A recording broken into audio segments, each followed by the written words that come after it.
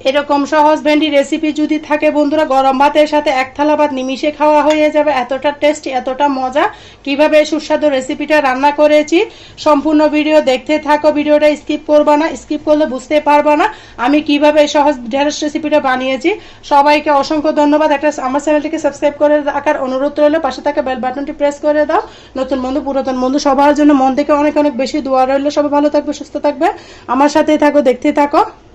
আসসালামু আলাইকুম বন্ধুরা, কেমন আছেন? আশা করি যে যেখানে আছেন সবাই অনেক ভালো আছেন। আলহামদুলিল্লাহ আমিও ভালো আছি। আজকে ভেন্ডির একটা মজাদার ইউনিক রেসিপি শেয়ার করব, আশা করি অনেক বেশি ভালো লাগবে। খুবই সুস্বাদু ভেন্ডি কিভাবে সহজভাবে রান্না করা যায় সেই রেসিপিটা শেয়ার করব, আশা করি অনেক বেশি ভালো লাগবে। ভালো লাগলে একটা লাইক দিয়ে ভিডিওটা কন্টিনিউ করার অনুরোধ রইল। ভেন্ডিগুলোকে আমি সুন্দর করে আগা বটু ফেলে সুন্দর মতো ধুয়ে নিয়েছি। ভেন্ডি কাটার ক্ষেত্রে অবশ্যই বন্ধুরা ধুয়ে কাটতে হবে। তারপরে এইভাবে আমি স্লাইস করে নিচ্ছি। আজকের ভেন্ডিটা আমি চিংড়ি মাছ দিয়ে রান্না করব। অনেক রকমভাবে তো ভেন্ডি রান্না করা যায়, আজকে আমি কিভাবে রান্না করছি সেটাই তোমাদের সাথে শেয়ার করতেছি। আশা করি অনেক বেশি ভালো লাগতেছে। ভালো লাগলে ভিডিওটা শেয়ার করে দাও। আর বন্ধুরা একটা লাইক দিয়ে ভিডিওটা কন্টিনিউ করার অনুরোধ রইল। এই চিংড়ি মাছ দিয়ে রান্নার ক্ষেত্রে ভেন্ডিগুলোকে অবশ্যই কচি থেকে নিতে হবে, তাহলে খেতে বেশি ভালো লাগবে। দেখতে পাচ্ছ আমার ভেন্ডিটা কতটা কচি।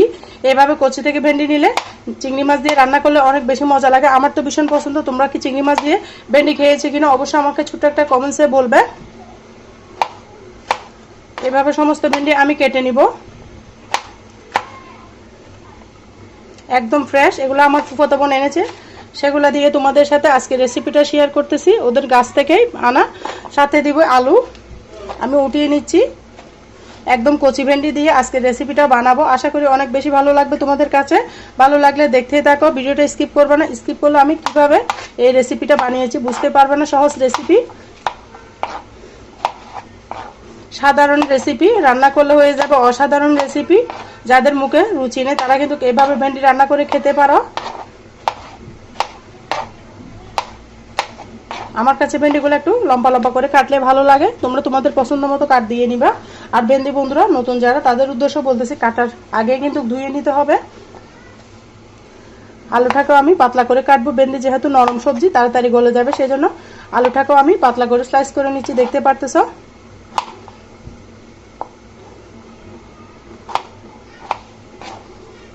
আমার কাছে আলু না দিলে ভেন্ডি ভালো লাগে না। তোমরা যদি আলুটা স্কিপ করতে চাও না দিলেও পারো। পেঁয়াজ আর রসুন আগে থেকে আমি কেটে নিয়েছি। এ পর্যায়ে আমি রান্নার প্রসেসে চলে যাব। সম্পূর্ণ আলু আর ভেন্ডি আমি কেটে নিয়েছি, দেখতে পারতেছো বন্ধুরা।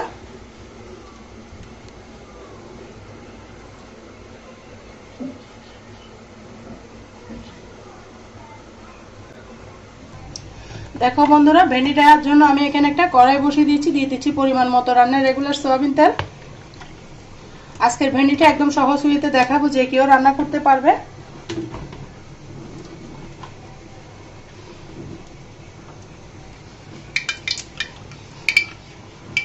দিয়ে দেবো এখানে আমি রসুনটাকে সবার প্রথমে দিয়েছি, তারপর দিয়ে দেবো বেশ কিছু পেঁয়াজ। এই রেসিপিটার জন্য অবশ্যই পেঁয়াজটা বাড়িয়ে দিতে হবে, তাহলে খেতে বেশি ভালো লাগবে। পেঁয়াজ আর রসুনগুলোকে আমি হালকা করে ভেজে নেব, বেশি ভাজার দরকার নেই, হালকা করে ভেজে নিলে হয়ে যাবে।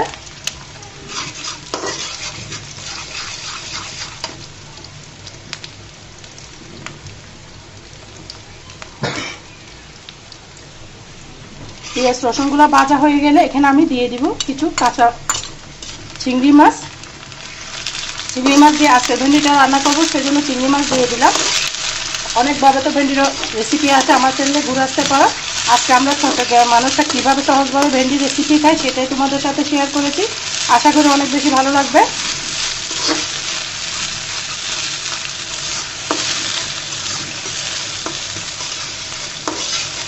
এটাকে ভেজে নিব চিংড়ি মাছগুলোকে। বন্ধুরা পেঁয়াজ রসুন আর চিংড়ি মাছগুলো যখন ভাজা হয়ে যাবে তখনই আমি এখানে অ্যাড করে দেবো স্বাদ মতো লবণ। লবণটা দিয়ে আমি ভালো করে মিশিয়ে নিব।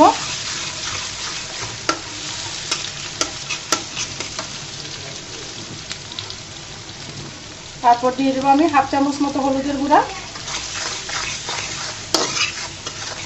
সুন্দর করে মিশিয়ে দিব। এখানে রান্নার শেষে আমি একটা মশলা দিব, সেই পর্যন্ত তোমরা দেখতে থাকো। যে মশলাটা দিয়ে অনেক বেশি মজা হবে, দিয়ে দিচ্ছি লাল মরিচের গুঁড়া হাফ চামচ, দিয়ে আবারও আমি মিশিয়ে নিচ্ছি। তারপর দিয়ে দিব এখানে পরিমাণ মতো পানি মশলাটা কষানোর জন্য। মশলাটাকে ভালো করে কষিয়ে নিতে হবে। চিংড়ি মাছ এভাবে কষিয়ে রান্না করলে অনেক বেশি মজা হয় বন্ধুরা, তোমরা একবার হলো ট্রাই করবে রেসিপিটা। দেখো বন্ধুরা মশলাটা আমার তেল উঠে গিয়েছে, দেখে হয়তো বুঝতে পারছো কতটা তেল ছেড়েছে। আবার ভালো মতো নাড়াচাড়া করে দিব। করে দিয়ে এই পর্যায়ে আমি অ্যাড করে দিব আলু। আলুটাকে আগে দিচ্ছি।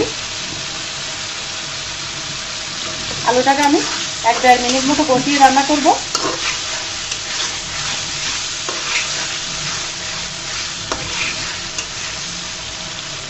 দেখো বন্ধুরা 1-1.5 মিনিট পরে ফিরে এলাম। আলুটা কষে তেলটা আবারও ছেড়ে দিয়েছে। এই পর্যায়ে দিয়ে দেবো কেটে রাখা ভেন্ডিগুলো, দিয়ে আবারও নাড়াচাড়া করে দিব। আর প্লিজ বন্ধুরা যারা এখনো পর্যন্ত আমার চ্যানেলটি ভিডিও দেখতেছে আমাকে সাবস্ক্রাইব করে নেয়। প্লিজ বন্ধুরা আমাকে ভালোবেসে আমার চ্যানেলটাকে সাবস্ক্রাইব করে দেওয়ার অনুরোধ রইল। পাশে থাকা বেল বাটনটি প্রেস করে দাও, যেন আমি ভিডিও দিয়ে সাথে সাথে নোটিফিকেশনটা সবার আগে তোমাদের মাঝে পৌঁছে যায়। নতুন বন্ধু পুরাতন বন্ধু সবাইকে অসংখ্য ধন্যবাদ। দেশের বাইরে থেকে যারা আমার ভিডিওটা দেখতেছে সবার জন্য মন থেকে অনেক অনেক বেশি দোয়া রইল। এভাবে আমি ভেন্ডিটাকে 2-3 মিনিট মতো কষিয়ে রান্না করবো। এখানে কোনো প্রকার পানি ব্যবহার করব না। দেখো বন্ধুরা ঢাকনা দিয়ে আমি ঢেকে দিব। 2-3 মিনিট পরে ফিরে আসতেছি, দেখতেই থাকো।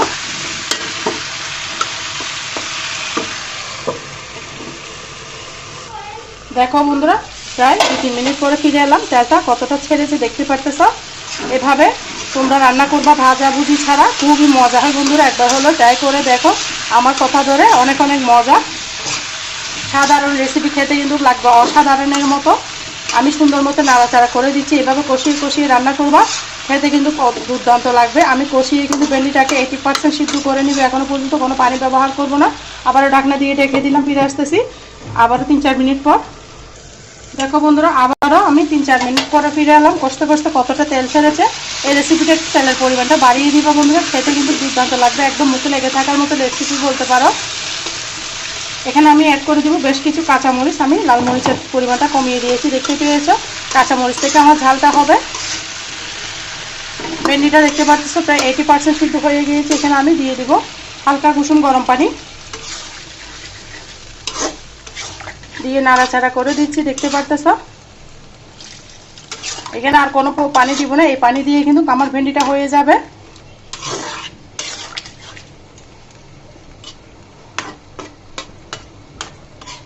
আবারও ঢাকনা দিয়ে রেখে দিলাম। দেখো বন্ধুরা ফিরে এলাম প্রায় 5-7 মিনিট পরে। এরই মাঝে কিন্তু আমার ভেন্ডিটা কিন্তু হয়ে গিয়েছে। তোমাদের সাথে আর শেয়ার করি নাই, ভিডিওটা বড় হয়ে যাচ্ছে, তাই এখন পরিবেশন করে দেখিয়ে দিব আমার চিংড়ি মাছ দিয়ে ভেন্ডি রেসিপিটা কেমন হয়েছে। অবশ্যই ছোট একটা কমেন্টসে বলো। আর যারা এখনো পর্যন্ত লাইক কমেন্ট শেয়ার করতে ভুলে গেছে, ছোট একটা লাইক কমেন্ট দিয়ে দাও বন্ধুরা।